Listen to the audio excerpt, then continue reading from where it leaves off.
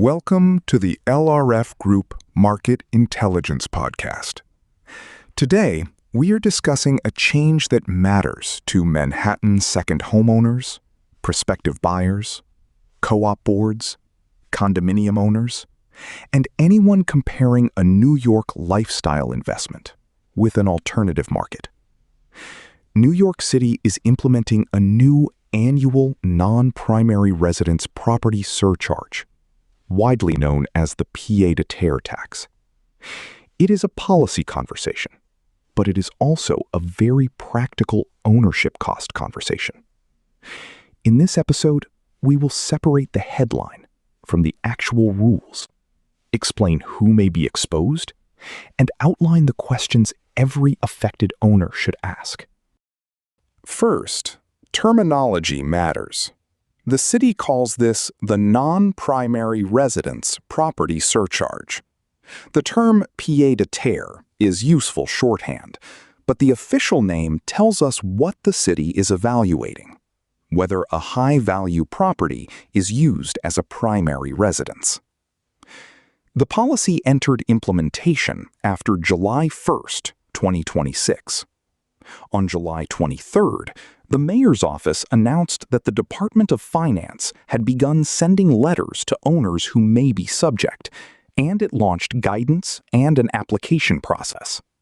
So this is no longer a theoretical proposal. It is a live compliance question for owners who receive notices. One nuance is especially important. A Department of Finance letter does not automatically mean the owner will owe the surcharge. The city states that only roughly 17,000 owners received potential subject notices. It also says that the vast majority of properties on the supplemental assessment roll will not ultimately face the charge. That distinction matters because the system is designed to identify properties for review before exemptions and documentation are considered. The correct first response to a notice is not panic. It is a careful review of the property's use, ownership structure, Department of Finance valuation, and exemption eligibility.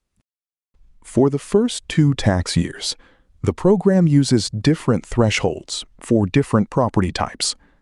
1, 2, and 3 family homes may be subject at a Department of Finance market value of $5 million or more. Condominiums and co-ops may be subject at a Department of Finance value of $1 million or more. This is not necessarily an apples-to-apples market price comparison. Under New York's property tax system, condominiums and co-ops are valued differently from 1 to 3 family homes. That is why the first step for any owner is to review the actual DOF valuation, rather than relying only on a broker's market estimate or the purchase price from years ago. The rates are substantial enough that buyers and owners should run the numbers before making a decision. For qualifying 1 to 3 family homes, the current annual surcharge is 0.8% at values from $5 million to under $15 million, 1.05% from $15 million to under $25 million, and 1.3% at $25 million or more. For qualifying condos and co-ops, the schedule is 4.0% from $1 million to under $3 million, 5.25% from $3 million to under $5 million, and 6.50% at $5 million or more. This is why accuracy matters.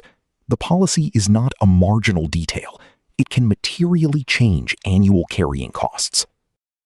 The next chapter is exemptions. The surcharge generally does not apply if the home is the primary residence of the owner, a tenant or subtenant, an immediate family member, qualifying majority interest holders in an entity, or qualifying trust beneficiaries. The documentation depends on the situation.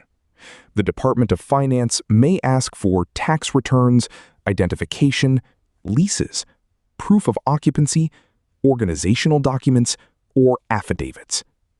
If you are using the property as a real home, not simply holding it vacant, the details of that use could matter.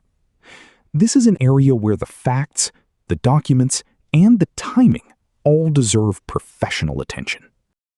For owners who received a notice, the Department of Finance currently lists September 18th, 2026 as the extended application deadline. If a property is ultimately subject, the charge will appear on the property tax bill due January 1st, 2027. From a market standpoint, this creates a new layer of diligence for buyers, sellers, and their advisors.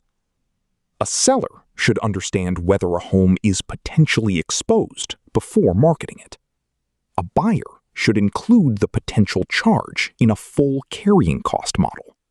And a co-op board should understand how the building's process could affect individual shareholders.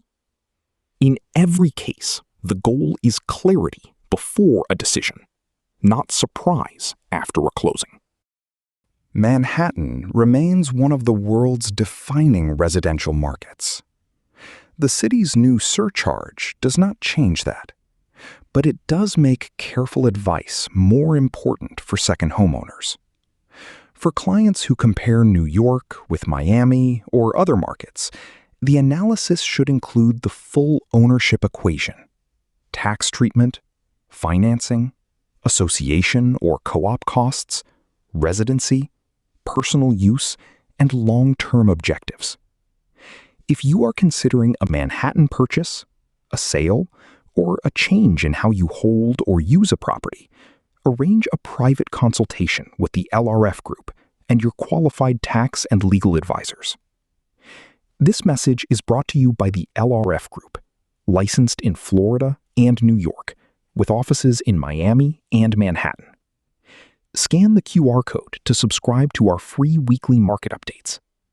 At LRF Group, our services for your world.